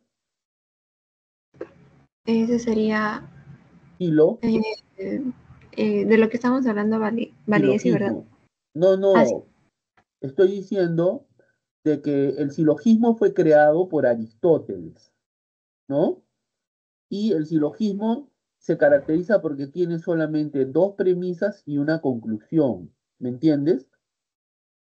Sí, sí, Entonces, por ejemplo, este razonamiento tiene dos premisas. Todos los cariñosos son débiles, primera premisa. Todos los gatos son cariñosos, segunda premisa. Y la conclusión es todos los gatos son débiles. ¿Cómo se llama este razonamiento? Dije, silogismo. silogismo, efectivamente. Entonces, mira, volvemos ya. Dice, en la Edad Media las investigaciones lógicas se centraron en el silogismo y sus aplicaciones. A ver, Daniela, ¿quién es el padre del silogismo? Aristóteles. Claro. Esta temática acaparó las preocupaciones de Boecio, Tomás de Aquino, entre otros. Escaparon a ella Pedro Abelardo, Raimundo Lulio y Guillermo de Ockham, que visualizaron otros horizontes. Especialmente este último, o sea, Ockham, que trabajó apreciablemente la lógica proposicional y conoció sus principales reglas de inferencias, a pesar de no manejar un lenguaje simbólico adecuado, lo cual hizo muy difícil su tarea, ¿ya? Lo cual hizo muy difícil su tarea. Entonces, las investigaciones lógicas durante la Edad Media, ¿en qué temas se centraron? En el silogismo.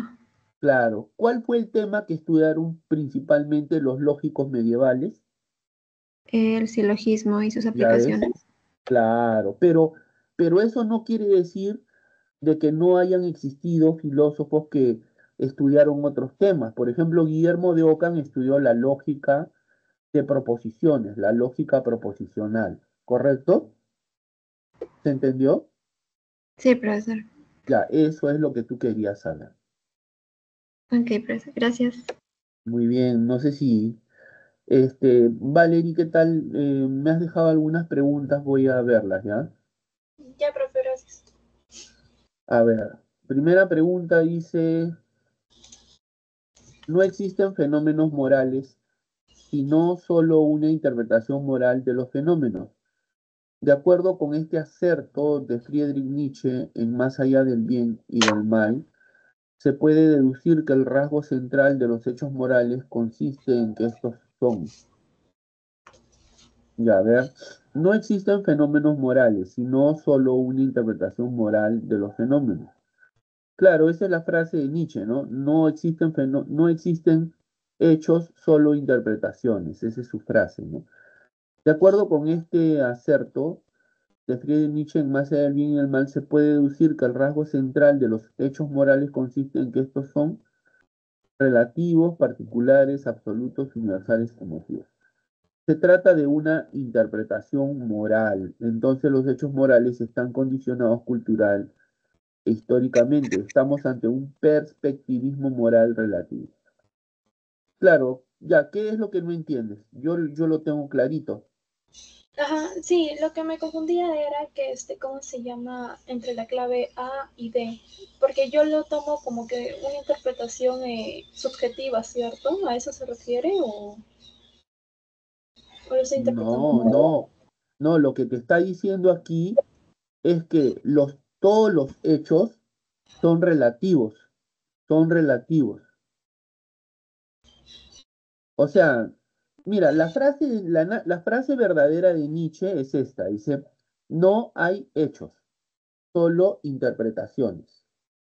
Con lo cual te dice, no hay una sola verdad, ¿me entiendes? O sea, un mismo hecho se puede interpretar desde diferentes perspectivas, de diferentes maneras, ¿me entiendes? O sea, Ajá. todo es relativo, pues eso es lo que te está diciendo, ¿no? Todo es relativo. Ya, ya, ya. Nietzsche Entonces, niega la moral absoluta.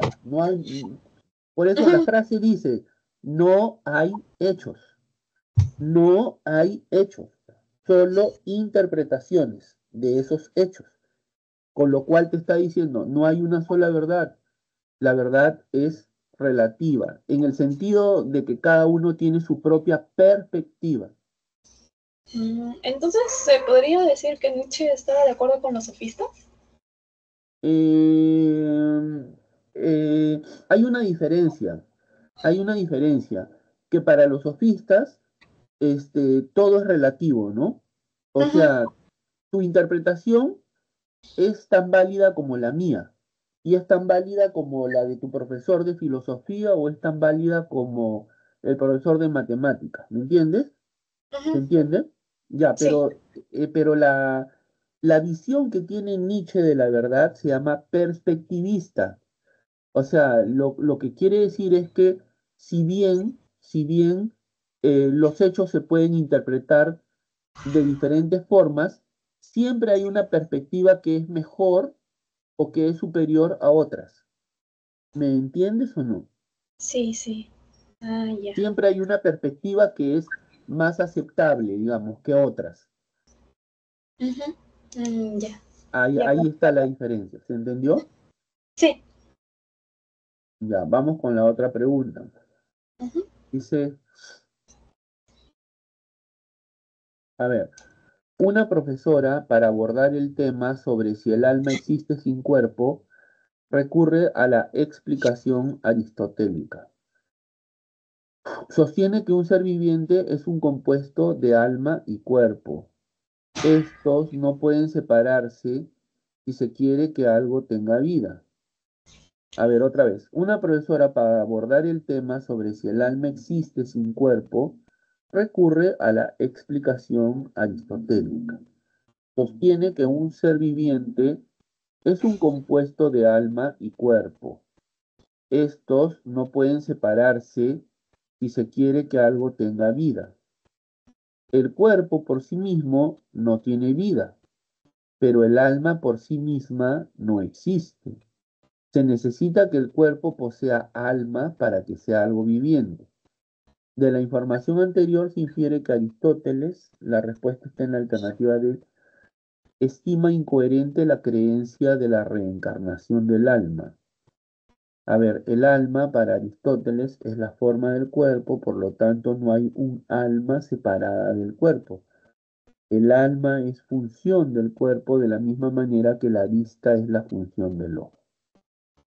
Ya, claro. ¿Qué es lo que no entiendes? En la primera, ¿a qué se refería idea órfica? Lo que pasa es que en la antigüedad, este, muchos fenómenos, ¿no? Se explicaban de acuerdo con los mitos órficos, ¿no?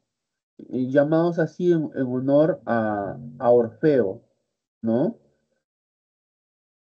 Perdón un ratito, en honor a Orfeo, ¿no? Son los mitos, eh, mira, acá dice, es un conjunto de creencias y prácticas rituales que se desarrollaron en la antigüedad y que tomaron como fundador a Orfeo, ¿no? Digamos que el orfismo representa una práctica que se encuentra entre el mundo de las creencias este, y la religión, ¿no? Ujú.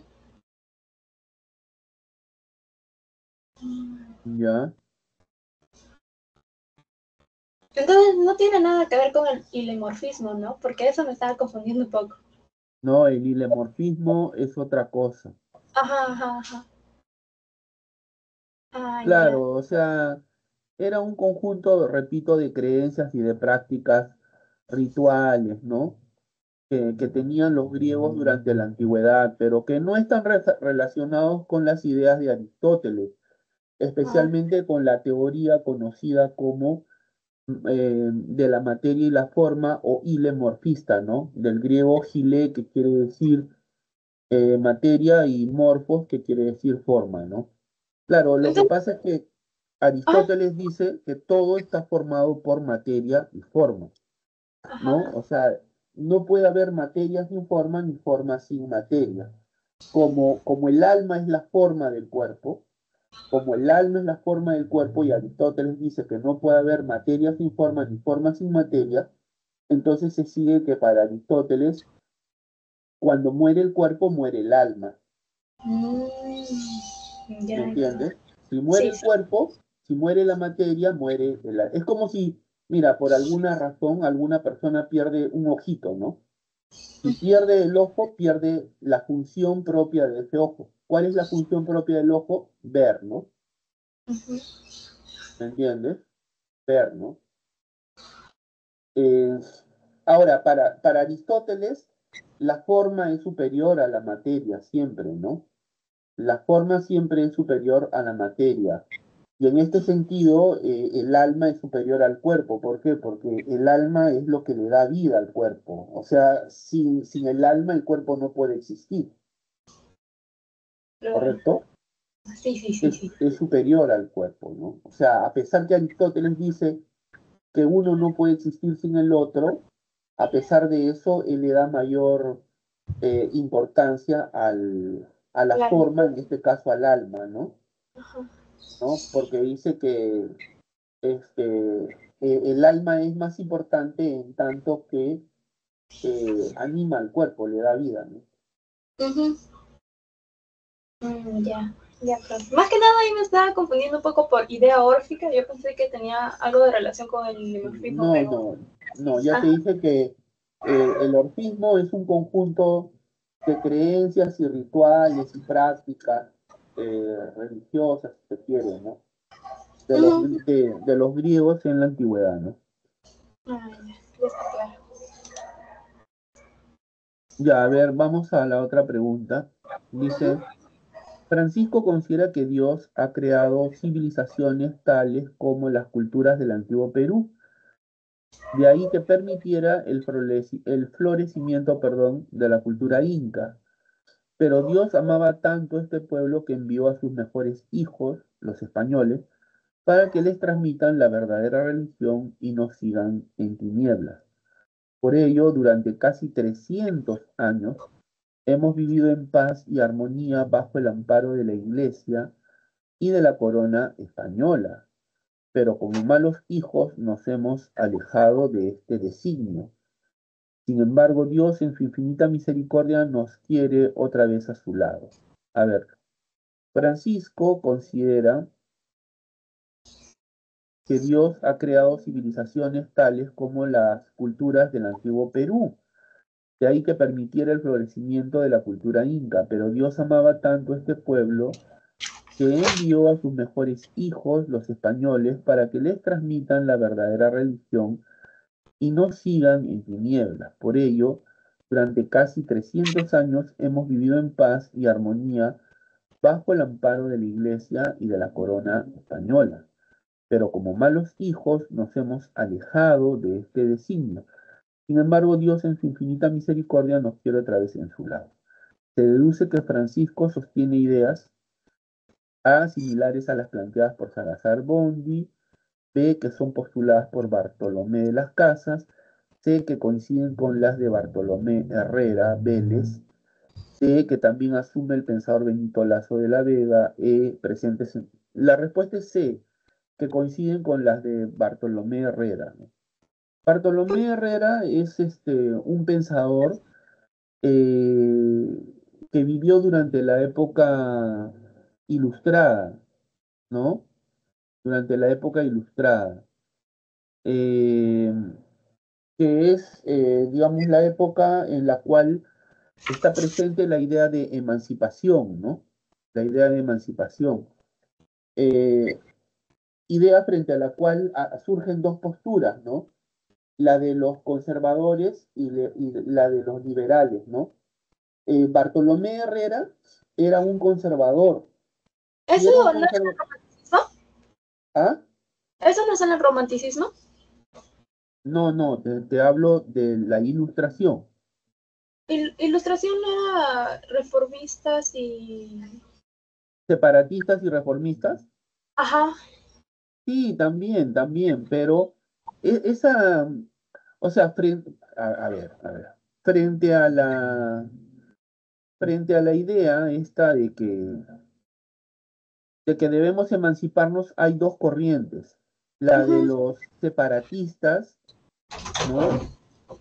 Los que dicen que debemos separarnos, ¿no? Esos son los liberales, ¿no? Los liberales dicen, los republicanos, los liberales dicen, hay que separarnos, ¿no? De España. Y mientras que los conservadores dicen, no, hay que conservar el orden que teníamos, ¿me entiendes? O sea, hay que seguir siendo bajo la corona. Entonces, este, Bartolomé Herrera era un conservador, ¿no? Ah, perdón, tienes razón, es en el periodo romántico. Ajá. Sí. Sí, sí, espérate, voy a compartirlo, ¿ya? Ujú. Mejor. Acá dice Bartolomé Herrera, está aquí, mira, no sé si ves, en el último párrafo. Ujú. Entre los conservadores se encuentran Bartolomé Herrera, mientras que entre los liberales se encuentran Benito Lazo, Ujú. Francisco de Paula González Vicila, entre otros. Claro, o sea, el periodo romántico, que va de 1830 a 1880, es el periodo posterior a la emancipación. Por ejemplo, el Perú, tú lo sabes, se emancipó de España en 1821. Entonces aquí surge un enfrentamiento entre pensadores y políticos de raigambre conservadora y otros de raigambre liberal. Los liberales eran republicanos, querían que el Perú fuera una república, ¿no? Se independizara. Y los conservadores querían conservar la monarquía. O sea, querían que el Perú siga unido a España mediante una monarquía. ¿Se entendió o no? Ujú. Ujú. Sí. Ya, Pero, vamos con la... ajá. Dime, te escucho. En la pregunta yo creo que lo interpreté mal porque yo interpreté, ¿cómo se llama? Al decir que han vivido en paz, armonía y todo eso bajo la corona, yo pensé que estaba en el contexto de la escolástica con respecto a la guerra justa, pero no es así, ¿no? No, no, no. No, es otra cosa. Pasamos a la otra pregunta, ¿ya? Ya. A ver, dice, existen muchas obras sobre la historia de la filosofía o de las ideas en América Latina. Sin embargo, hay pocas que se hayan abocado explícitamente a estudiar la cuestión de la periodización de una tal historia. Y porque la periodización es una cierta división arbitraria de la historia. Es decir, necesita un árbitro o tribunal. Podría parecer que es cuestión secundaria esto de la periodización. No obstante, como la exposición de toda historia supone analizar por partes el todo del continuo histórico, la manera de dividir supone dos niveles. Por una parte, los criterios de la periodización y por otra, los supuestos de dichos criterios.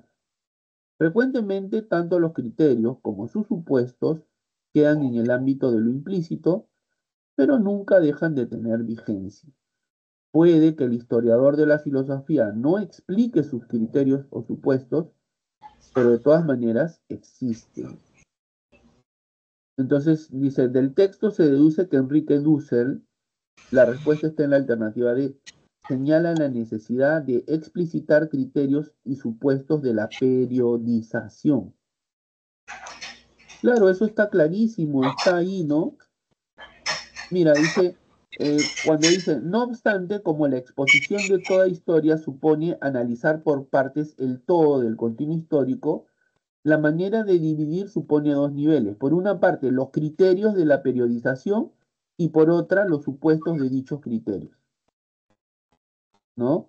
Y luego dice, frecuentemente tanto los criterios como sus supuestos quedan en el ámbito de lo implícito, pero nunca dejan de tener vigencia, ¿no? Dice, puede que el historiador de la filosofía no explique sus criterios y supuestos, pero de todas maneras existen. Entonces, lo que está diciendo el autor de este interesante párrafo es que eh, eh, la historia de la filosofía señala la necesidad de explicitar criterios y supuestos de la periodización. Veamos qué dice la solución. Según el texto, Enrique Dussel trata de explicitar criterios y los supuestos de la periodización de la filosofía latinoamericana para que, al quedar expresos, puedan ser negados, criticados, corregidos o mejorados. ¿Se entendió, Valerie? Sí, profe, pero tenía duda con la C. ¿Qué hace que la C no sea la clave? Dice, muestra la relevancia de separar en periodos la filosofía latinoamericana. Es que eso no dice, mira, vuelvo a repetir, si tú lees con atención esta lectura, ahí lo que el autor te está hablando es sobre la necesidad de analizar los criterios y los supuestos de la periodificación o periodización de la historia. Eso es lo que te está diciendo. Ya. Ya, profe, ya lo entendí. Mira, te vuelvo a repetir, mira, dice, y porque la periodización es una cierta división arbitraria de la historia, podría parecer que es cuestión secundaria esto de la periodización. Mira lo que dice. No obstante, como la exposición de toda historia supone analizar por partes el todo del continuo histórico, la manera de dividir supone dos niveles. Por una parte, los criterios de la periodización y por otra, los supuestos de dichos criterios. Ahí está, ¿no? O sea, señala la necesidad de analizar los criterios y supuestos de toda periodización. ¿Me entendió? Sí, profe. Ya, profe, muchas gracias. Ya, ok, muchas gracias a ti. Bueno, le doy la bienvenida a Camila y también al alumno Wilson. ¿Qué tal? Buenas tardes, mi nombre es Wilber Almonte, soy profesor de filosofía. ¿En qué los ayudo?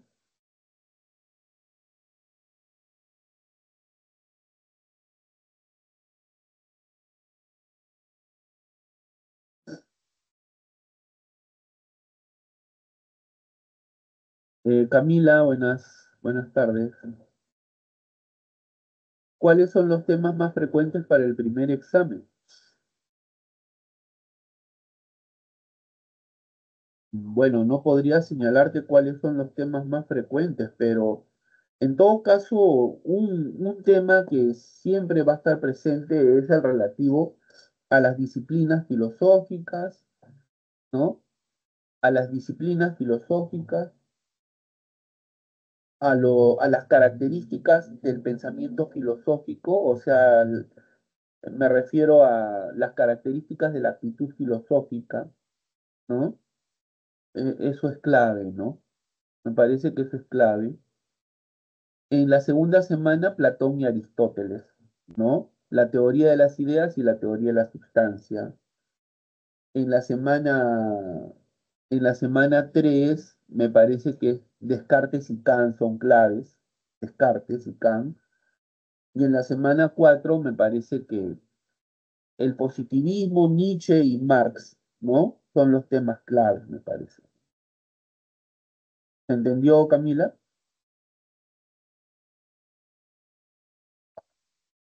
Sí, profesor, muchas gracias. Gracias a ti. Miren, mi horario de atención es hasta las 5 de la tarde. No sé si ustedes están ingresando por primera vez. Si fuera así, bueno, los invito a participar siempre que puedan. Yo estoy a cargo del servicio de consultas académicas en el horario de la tarde, los días martes y los días jueves. Y mi horario de atención es los días martes de 3 a 5 y los días jueves de 5 de la tarde a 7 de la noche. Entonces, en ese horario yo puedo atender las preguntas que ustedes gentilmente me hagan, ¿ya? Entonces, tenemos 7 minutos todavía. A ver, aprovechen Valeria y Camila. Yo con gusto les atiendo.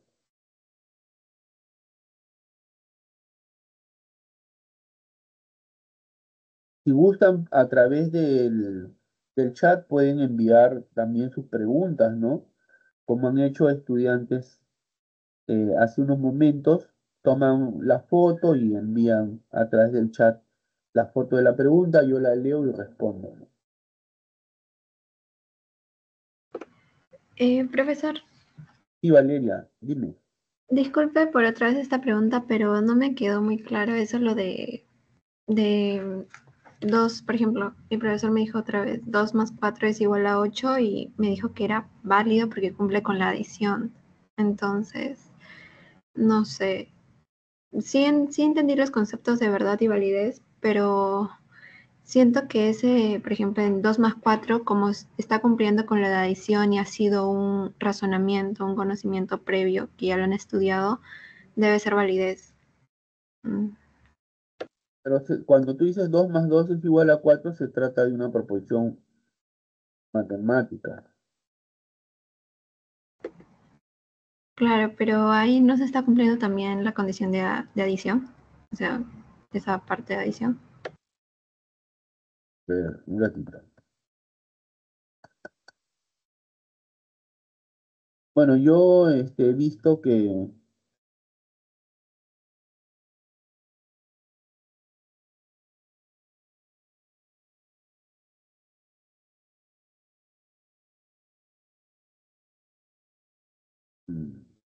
sería válido, ¿no? O sea, según tú sería válido, me dices, ¿no?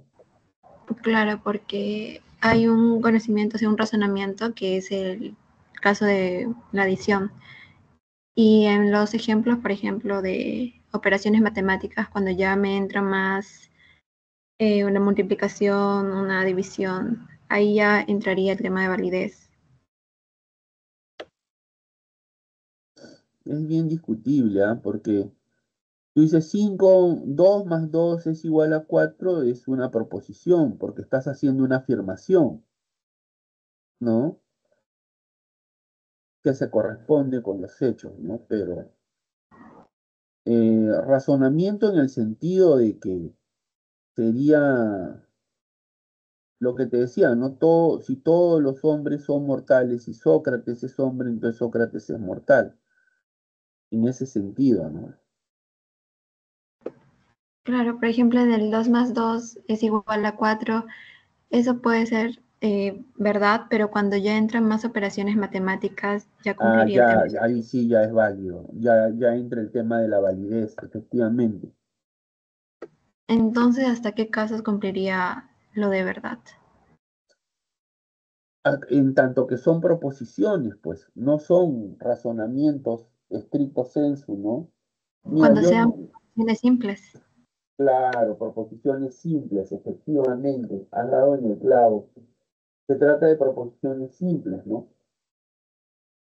Es una Ah, proposición simple, ¿me entiendes? Estoy tratando de buscar acá el libro de Piscoya, porque yo fui alumno de Piscoya en la maestría, y él tiene un libro, tiene varios textos escolares, pero hay uno donde él hablaba sobre las proposiciones matemáticas. Pero no sé dónde se ha escondido ahorita, justo ahorita se ha escondido.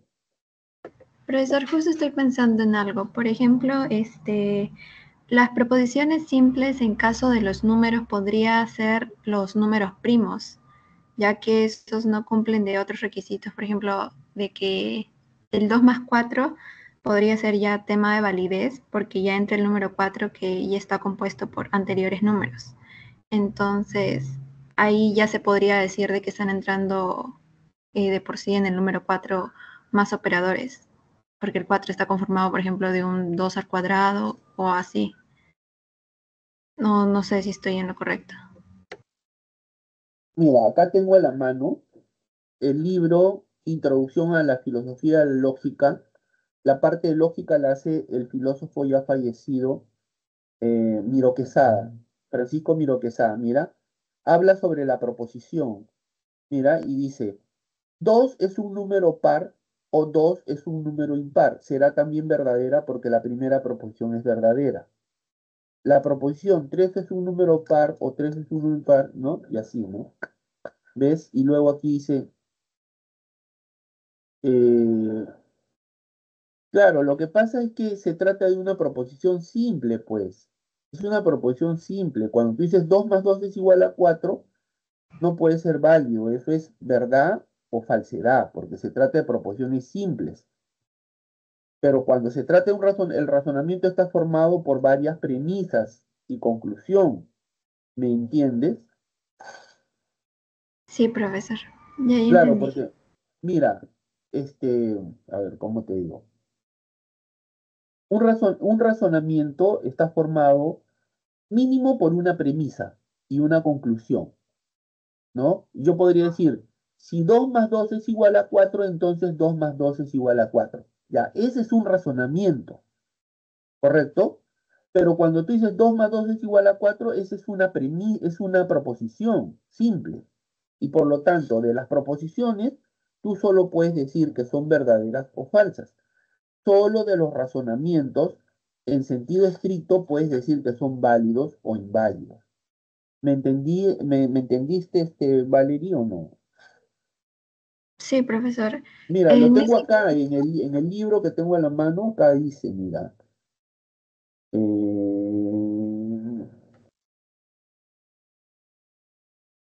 Espérate,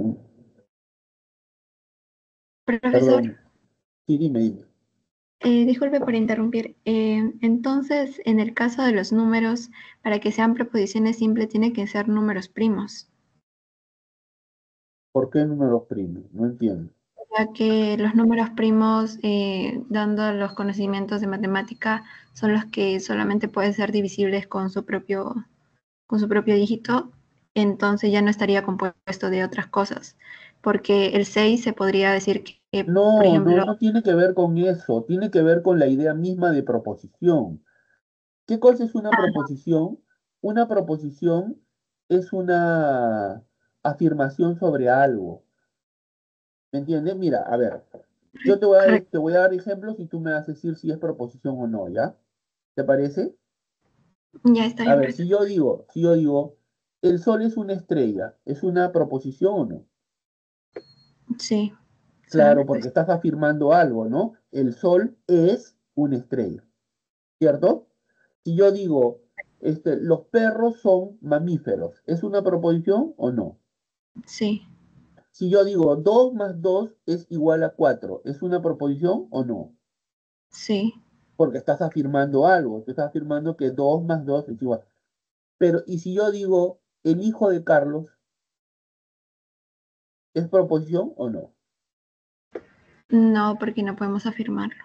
No estás afirmando nada. Pero si yo digo, el hijo de Carlos es ingeniero, ¿es proposición o no? Sí, porque estás afirmándolo. Ah, así es, ¿no? Así es. ¿Ves?